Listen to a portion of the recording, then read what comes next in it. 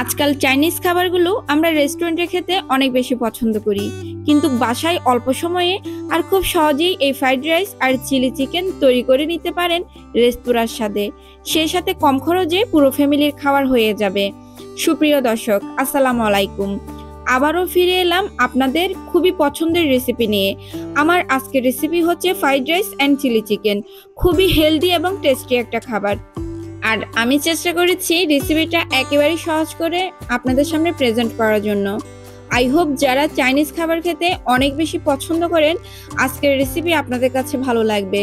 আর recipe ভালো লাগলে like, comment, share করতে ভুলবেন না। সেই সাথে আমার চ্যানেলটি সাবস্ক্রাইব করে রাখবেন আরো নতুন নতুন রেসিপি দেখার জন্য। So let's go to my kitchen and cook. এখানে আমি ব্রয়লার মুরগির 1 কেজি বুকের মাংস নিয়েছি। আর মাংসটাকে মিডিয়াম কাট করে কেটে ভালোভাবে ধুয়ে তারপর পানি ছড়িয়ে সামান্য একটু লবণ দিয়ে মেখে নিয়েছি। চুলায় একটা কড়াই বসিয়ে দিলাম। এখানে দিয়ে দিচ্ছি 1/3 কাপ রান্না করার রেগুলার তেল। তেলটা হালকা গরম হয়ে আসলে আগে থেকে লবণ দিয়ে মাখা চিকেনটাকে আমরা ভেজে নিব। এটাকে আমরা হালকা ব্রাউনিশ কালার করে ভেজে নিব, তেমন একটা লাল লাল করব না। বেশি ভাজতে গেলে কিন্তু চিকেনটা শক্ত হয়ে যাবে। এভাবে যদি হালকা একটু করে ভেজে নেন তাহলে কিন্তু চিকেন চিলির কালারটা অনেকটাই সুন্দর আসবে।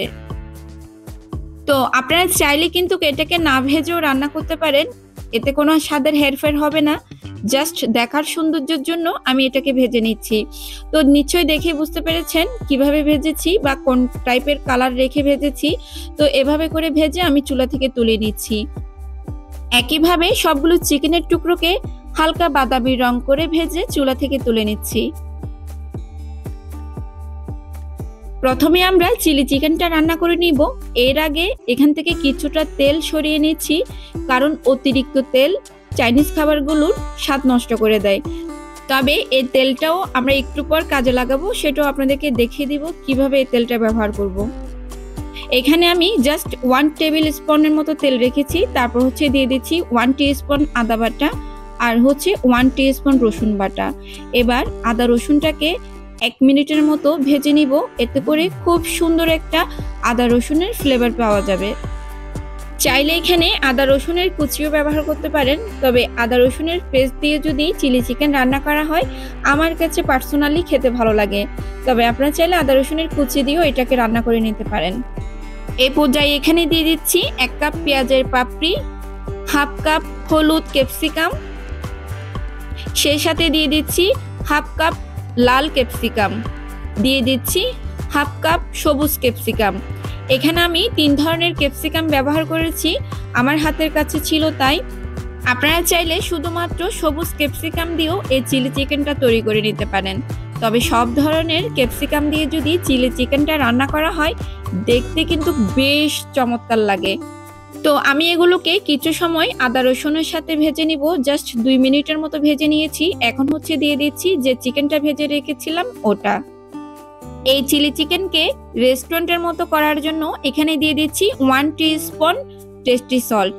আপনারা যারা খান না তারা চাইলে এটাকে স্কিপ করতে পারেন, তবে টেস্টি সল্ট ব্যবহার করলে একেবারে রেস্টুরেন্টের স্বাদ চলে আসবে। এখন 3 টেবিল চামচ কর্নফ্লাওয়ার আর 1/2 কাপ পানি দিয়ে খুব ভালো করে একটা মিশ্রণ তৈরি করে নিব। অবশ্যই চাইনিজ যে চিলি চিকেনগুলো আছে এটাতে কর্নফ্লাওয়ার দিয়ে রান্না করতে হয়, অবশ্যই কর্নফ্লাওয়ারটা ব্যবহার করবেন। তো আমি এখানে দিয়ে দিচ্ছি, সেই সাথে আরও 1/2 কাপের মতো পানি ব্যবহার করছি। টোটালে আমি 2 কাপ পানি ব্যবহার করছি এই চিলি চিকেন রান্না করার ক্ষেত্রে। 2 টেবিল চামচের মতো টমেটো সস দিয়ে দিচ্ছি, তবে অতিরিক্ত টমেটো সস ব্যবহার করতে যাবেন না, তাহলে কিন্তু এটা টক হয়ে যাবে আর খেতে ভালো লাগবে না। সয়া সস দিয়ে দিচ্ছি 1 টেবিল চামচ। সয়া সসে কিন্তু প্রচুর পরিমাণে লবণ আছে, তাই আমি কোনো ধরনের লবণ ব্যবহার করছি না। আপনারা প্রয়োজনে স্বাদ অনুযায়ী একটু লবণ ব্যবহার করতে পারেন। এখন অনবরত নেড়েচেড়ে এটাকে আমরা 5 মিনিটের মতো রান্না করে নেব। এই চিলি চিকেন রান্না করতে সময় তেমন একটা লাগে না, জাস্ট 10 মিনিটের মধ্যেই কিন্তু এই চিলি চিকেনটা তৈরি হয়ে যায়। তো আমি এই চিলি চিকেনের ঝোলটা মিডিয়াম করে রাখছি, তেমন একটা ঘন করব না, আবার তেমন একটা পাতলাও করব না। এটা ঠান্ডা হলে কিন্তু আরো ঘন হয়ে যাবে। এটার কনসিস্টেন্সিটা আমি দেখিয়ে দিচ্ছি কোন টাইপের করে রেখেছি। ব্যাস, প্রথম পর্যায়ে আমাদের চিলি চিকেন রেডি। একটা সার্ভিং ডিশে তুলে নিচ্ছি পরিবেশন করার জন্য। চলুন এখন ফ্রাইড রাইসটা তৈরি করে নিই। এর জন্য চুলায় একটা পাতিল বসিয়ে দিয়েছি আর 4 কাপের মতো পানি ফুটিয়ে স্বাদ মতো লবণ দিয়ে দিচ্ছি। এখন হচ্ছে হাফ কেজি চিনি গুঁড়া চাল আগে থেকে ধুয়ে পানি ঝরিয়ে রেখেছিলাম, ওটাকে রান্না করে নেব। নর্মালি পোলাও ভাত যেভাবে রান্না করে এই চালটাকে আমরা ঠিক ওভাবেই রান্না করে নিব, 100% ফুটিয়ে নিব। এখন হচ্ছে ঢাকনা দিয়ে ঢেকে 5 মিনিটের মতো হাই হিটে আমরা জাল করে নিব। তো এখানে আমাদের চালটা একদম ফুটে গেছে, তো আমাদের রাইসটা রেডি হয়ে গেছে। চলুন এখন রাইসের জন্য বাকি উপকরণগুলো তৈরি করে নিই। এর জন্য হাফ কাপ পেঁয়াজ কুচি নিয়েছি, হাফ কাপ ধনেপাতা কুচি, 2 টেবিল চামচ কাঁচামরিচ কুচি আর স্বাদ মতো লবণ। এবার এটাকে খুব ভালো করে মিশিয়ে নিব। এখানে কাঁচামরিচের ঝালটা আপনারা আপনাদের পছন্দ মতোই অ্যাডজাস্ট করে নেবেন। চুলায় একটা কড়াইতে দিয়ে দিচ্ছি চিকেন ভাজা তেল 1 টেবিল চামচের মতো, তারপর হচ্ছে ডিমের সাদা অংশ। এখানে আমি 2টা ডিম নিয়েছি আর ডিমটাকে আলাদা আলাদাভাবে ভেজে নিচ্ছি দেখার সৌন্দর্যের জন্য। আপনারা চাইলে কিন্তু একসাথে ডিম আর ডিমের কুসুমটা ভেজে নিতে পারেন, মানে ডিমের সাদা অংশ আর কুসুমটা। তো আমার মনে হয় এভাবে যদি আলাদা করে ভেজে নেওয়া যায়, এতে করে সাদা আর হলুদ কালারের একটা রং পাওয়া যায়, দেখতে ভালো লাগে ফ্রাইড রাইসটা। চাইলে একই সাথে ভাজা যায় যার যার পছন্দ মতো। তো আমি আলাদা আলাদাভাবে ভেজে নিচ্ছি। আর যে তেলটা আমরা রেখেছিলাম প্রথম চিকেন ভেজে, সেই সম্পূর্ণ তেলটা আমরা এখানে ব্যবহার করছি। তো আমি আলাদা করে ভেজে নিয়েছি। 2-1 মিনিট ভাজলে কিন্তু ডিমটা ভাজা হয়ে যায়, ঝরঝরে হয়ে যায়। তো এগুলোকে এক সাইডে সরিয়ে রাখছি। এখন ভেজে নিচ্ছি পেঁয়াজ কাঁচামরিচের যে মিশ্রণটা তৈরি করে রেখেছিলাম ওটা।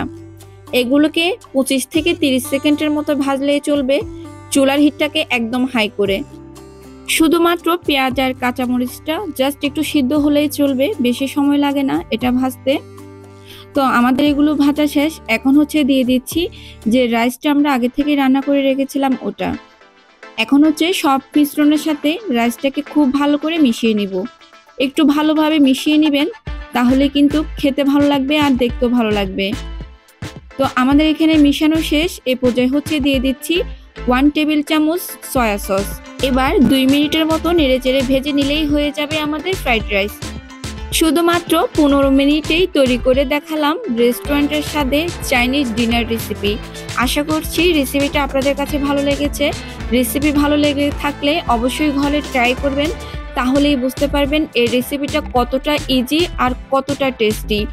আজকের মতো বিদায় নিচ্ছি, আবারও দেখা হবে নতুন কোনো রেসিপির সাথে। সে অবধি ভালো থাকবেন, আল্লাহ হাফেজ।